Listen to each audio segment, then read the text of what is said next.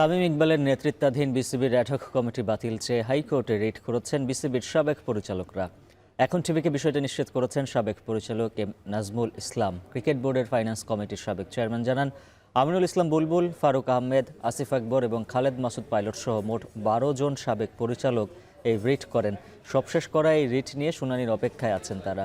এর আগে ad hoc committee গঠনকে বেআইনি ঘোষণা চেয়ে রিট আবেদন করা হয়, তবে সেই আবেদন খারিজ করে দেন হাইকোর্ট।